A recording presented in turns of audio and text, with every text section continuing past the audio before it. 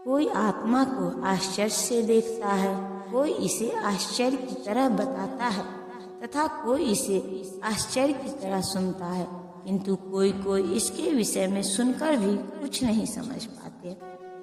विशाल पशु, विशाल वट वृक्ष तथा 1 इंच स्थान में लाखों करोड़ों की संख्या में उपस्थित सूक्ष्म कीटाणुओं के भीतर अणु आत्मा की उपस्थिति निश्चित रूप से आश्चर्यजनक है।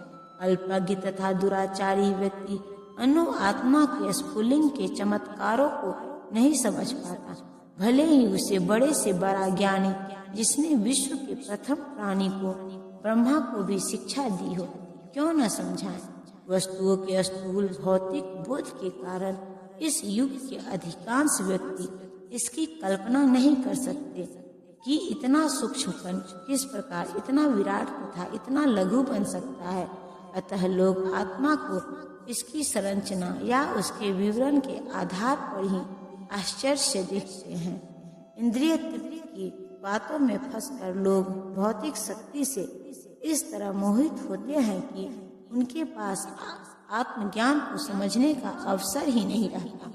यद्यपि यह तथ्य है कि आत्मज्ञान के बिना सारे कार्यों का दुष्परिणाम जीवन संघर्ष में पराजय के रूप में होता है, संभवतः उन्हें इसका कोई अनुमान नहीं होता कि मनुष्य को आत्मा के विषय में चिंतन करना चाहिए और दुखों का हल खोज निकालना चाहिए।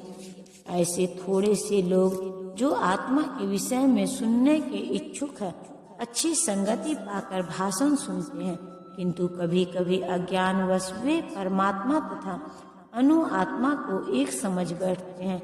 ऐसा व्यक्ति खोज पाना कठिन है जो परमात्मा अनु आत्मा उनके पृथक पृथक कार्यों तथा संबंधों एवं अन्य विस्तारों को सही ढंग से समझ सके।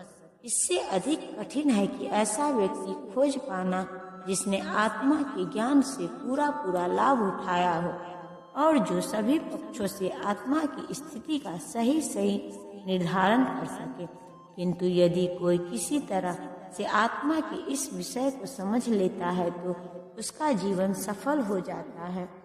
इस आत्मज्ञान को समझने का सरलतम उपाय यह है कि अन्य मतों से विचलित हुए बिना परम प्रमाण भगवान कृष्ण द्वारा कथित भगवत गीता के उपदेशों को ग्रहण कर लिया जाए। किंतु इसके लिए भी इस जन्म में या पिछले जन्मों में प्रचुर तपस्या की आवश्यकता होती है, तभी कृष्ण को श्री भगवान के रूप में स्वीकार किया जा सकता है। पर कृष्ण को इस रूप में जानना शुद्ध भक्तों की अहेतुकी कृपा से ही होता है, अन्य किसी उपाय से नहीं। हे भरतवंशी, शरीर में रहने वाले का भी वध नहीं किया जा सकता, अतः तुम्हें किसी भी जीव के लिए शोक करने की आवश्यकता नहीं है। अब भगवान अविकारी आत्मा विषयक अपना उपदेश समाप्त कर रहे हैं। अमर आत्मा का अनेक प्रकार से वर्णन करते हुए भगवान कृष्ण ने आत्मा को अमर तथा शरीर को नाशवान सिद्ध किया है। अतः क्षत्रिय होने के नाते अर्जुन को इस भय से कि युद्ध में उसके पितामह भीष्म तथा गुरु द्रोण मर जाएंगे, अपने कर्तव्य से विमुख नहीं होना चाहिए। कृष्ण को प्रमाण मानकर भौतिक देह से भिन्न आत्मा का पृथक अस्तित्व स्वीकार करना ही होगा। यह नहीं कि आत्मा जैसी कोई वस्तु नहीं है या कि जीवन के लक्षण रसायनों की अंतःक्रिया के फलस्वरूप एक विशेष अवस्था में प्रकट होते हैं। यद्यपि आत्मा अमर है, किंतु इससे हिंसा को प्रोत्साहित नहीं किया जाता। फिर भी युद्ध के समय हिंसा का निषेध नहीं किया जाता, क्योंकि तब इसकी आवश्यकता रहती है। ऐसी आवश्यकता को भगवान की आज्ञा के आधार पर उचित ठहराया जा सकता है, स्वेच्छा से नहीं। क्षत्रिय होने के नाते अपने विशिष्ट धर्म का विचार करते हुए तुम्हें जानना चाहिए कि धर्म के लिए युद्ध करने से बढ़कर तुम्हारे लिए अन्य कोई कार्य नहीं है, अतः तुम्हें संकोच करने की कोई आवश्यकता नहीं है। सामाजिक व्यवस्था के 4 वर्णों में द्वितीय वर्ण उत्तम शासन के लिए है और क्षत्रिय कहलाता है। छत का अर्थ है चोट खाया हुआ, जो क्षति से रक्षा करे वह क्षत्रिय कहलाता है। क्षत्रियों को वन में आखेट करने का प्रशिक्षण दिया जाता है। क्षत्रिय जंगल में जाकर शेर को ललकारता है और उससे आमने सामने अपनी तलवार से लड़ता था। शेर की मृत्यु होने पर उसकी राजसी ढंग से अंत्येष्टि की जाती थी। आज भी जयपुर रियासत के क्षत्रिय राजा इस प्रथा का पालन करते हैं। क्षत्रियों को विशेष रूप से ललकारने तथा मारने की शिक्षा दी जाती है, क्योंकि कभी कभी धार्मिक हिंसा अनिवार्य होती है। इसीलिए क्षत्रियों को सीधे संन्यासाश्रम ग्रहण करने का विधान नहीं है। राजनीति में अहिंसा कूटनीतिक चाल हो सकती है, किंतु यह कभी भी कारण या सिद्धांत नहीं रही। धार्मिक संहिताओं में उल्लेख मिलता है, युद्ध में विरोधी ईर्ष्यालु राजा से संघर्ष करते हुए मरने वाले राजा या क्षत्रिय को मृत्यु के अनंतर से वे ही उच्च लोक प्राप्त होते हैं, जिनकी प्राप्ति यज्ञाग्नि में मारे गए पशुओं की होती है। अतः धर्म के लिए युद्ध भूमि में वध करना तथा याज्ञिक अग्नि के लिए पशुओं का वध करना हिंसा का कार्य नहीं माना जाता, क्योंकि इसमें निहित धर्म के कारण प्रत्येक व्यक्ति को लाभ पहुंचता है और यज्ञ में बलि दिए गए पशु को एक स्वरूप से दूसरे में बिना विकास प्रक्रिया के ही तुरंत मनुष्य का शरीर प्राप्त हो जाता है। इसी तरह युद्ध भूमि में मारे गए क्षत्रिय यज्ञ संपन्न करने वाले ब्राह्मणों को प्राप्त होने वाले स्वर्ग लोक में जाते हैं।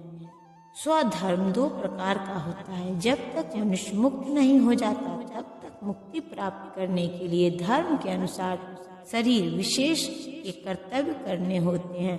जब वह मुक्त हो जाता है तो उसका विशेष कर्तव्य या स्वधर्म आध्यात्मिक हो जाता है और देहात्म बुद्धि में नहीं रहता। जब तक देहात्म बुद्धि है तब तक ब्राह्मणों तथा क्षत्रियों के लिए स्वधर्म पालन अनिवार्य होता है। स्वधर्म का विधान भगवान द्वारा होता है, जिसका स्पष्टीकरण चतुर्थ अध्याय में किया जाएगा। शारीरिक स्तर पर स्वधर्म को वर्णाश्रम धर्म अथवा आध्यात्मिक बोध का प्रथम सोपान कहते हैं। वर्णाश्रम धर्म अर्थात प्राप्त शरीर के विशिष्ट गुणों पर आधारित स्वधर्म की अवस्था से मानवीय सभ्यता का शुभारंभ होता है। वर्णाश्रम धर्म के अनुसार किसी कार्य क्षेत्र में स्वधर्म का निर्वाह करने से जीवन के उच्चतर पद को प्राप्त किया जाता है।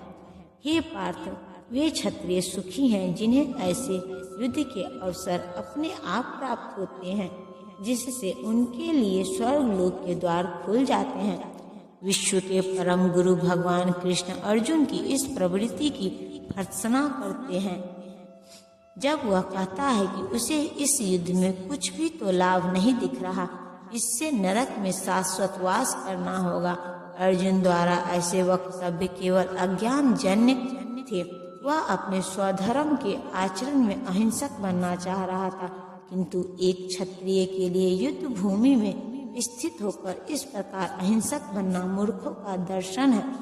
पराशर स्मृति में व्यास देव के पिता पराशर ने कहा है, क्षत्रिय का धर्म है कि वह सभी क्लेशों से नागरिकों की रक्षा करे।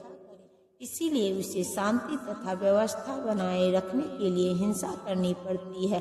अतः उसे शत्रु राजाओं के सैनिकों को जीतकर धर्म पूर्वक संसार पर राज्य करना चाहिए। यदि सभी पक्षों को विचार करे तो अर्जुन को युद्ध से विमुख होने का कोई कारण नहीं था।